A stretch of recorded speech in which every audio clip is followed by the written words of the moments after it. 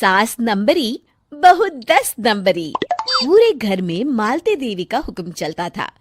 अपनी बड़ी बहू को वो टीवी के रिमोट की तरह कंट्रोल करती थी। चलो, देर हो रही है। 12 बजे से पहले लड़की वालों के यहाँ पहुंचना है। हाँ हाँ, चलती हूँ। मैं तो भगवान से बस ये दुआ कर रही हूँ कि जिस तरह मेरी बड़ी बहू मेरी मुट्ठी में है, उसी तरह मेरी छोटी बहू भी मेरे इशारे पे नाचे। अरे भगवान, भला इस घर में किसकी हिम्मत है जो तुम्हारे खिलाफ जाने की हिमाकत करे। इस तरह मालती देवी अपने छोटे बेटे की भी शादी कर देती हैं। मालती की छोटी बहू फैशन डिजाइनर का कोर्स करके आई थी। उसका सपना था कि शादी के बाद वो अपना खुद का बुटीक खोले।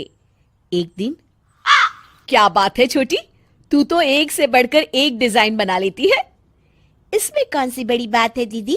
आप चाहे तो मैं आपको भी सिखा सकती हूँ।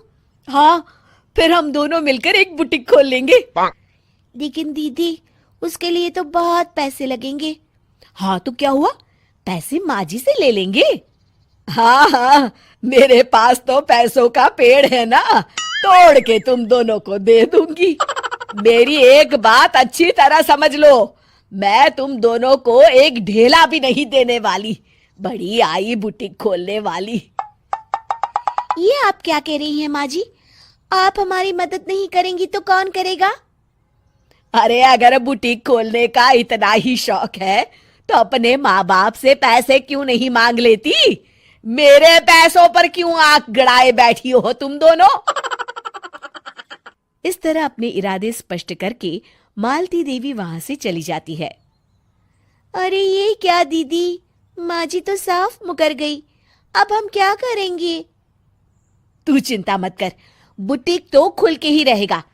कहते हैं कि घी जब सीधी उंगली से नहीं निकलता तो उसे उंगली टेढ़ी करके निकालना चाहिए। माँ जी अपने आप को समझती क्या है? पूरी सोसाइटी जानती है कि माँ जी ने अपनी सास को घर से निकालकर उनकी दौलत पर कब्जा कर लिया है। हाँ दीदी, अब तो जैसे को तैसा करना पड़ेगा। फिर दोनों बहुएं मिलकर एक साजिश रचती हैं। एक दिन, अरे नालायक, जरा ठीक तरह से पैर दबा, बिल्कुल मजा नहीं आ रहा। खाने पीने में तो कोई कसर नहीं छोड़ती। तभी वहां बड़ी बहू हाथ में एक फॉर्म लेकर आती है। माँ जी, आपके लिए एक खुशखबरी है। सरकार सभी बुजुर्गों को हर महीने 10,000 रुपये पेंशन देने वाली है। अरे ये क्या कह रही है तू? क्या सच में मुझे हर महीने घर बैठे 10,000 रुपये मिलेंगे?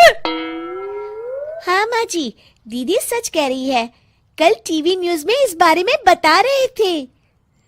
बस आप ये फॉर्म पढ़ के इसे भर दीजिए और अपने दस्तखत कर दीजिए। मैं इन्हें ले जाकर जमा करवा देती हूँ।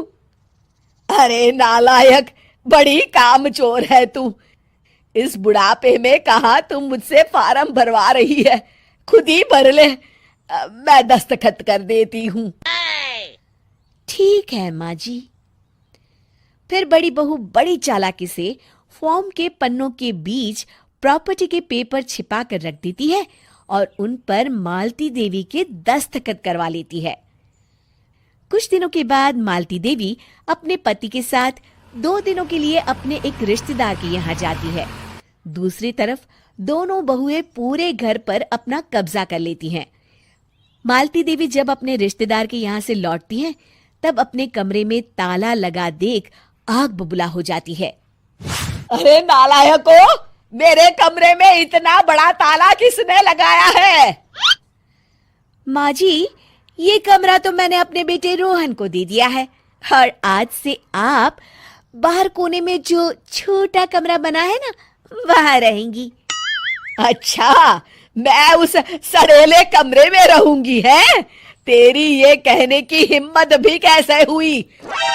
और मेरी इजाजत के बिना मेरा कमरा देने वाली तू होती कौन है?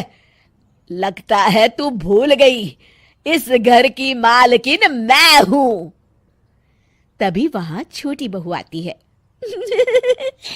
अरे माँ जी, आप इस घर की मालकिन नहीं है। अब इस घर की नई मालकिन हम दोनों बहुएं हैं। ये देखिए, इन प्रॉपर्टी के पेपर पर आप ही के दस्तखत है। अरे भाग्यवान, ये तुमने क्या कर दिया? दस्तखत करने से पहले एक बार ठीक से पढ़ तो लेती। अरे लेकिन मेरी बहुएं मेरे साथ ऐसा कैसे कर सकती है? अरे तो इसमें कौन सी अचरज की बात है? तुमने भी तो अपनी सास को घर से बाहर निकाल दिया था। टूटा फूटा ही सही, शुक्र करो कि इन दोनों ने कम से कम हमें रहने के लिए कमरा तो दिया। तुमने तो अपनी सास को वो भी नहीं दिया था। आज समझ में आया, जैसी करनी वैसी भरनी। चलो अपना सामान उठाओ और चलते हैं।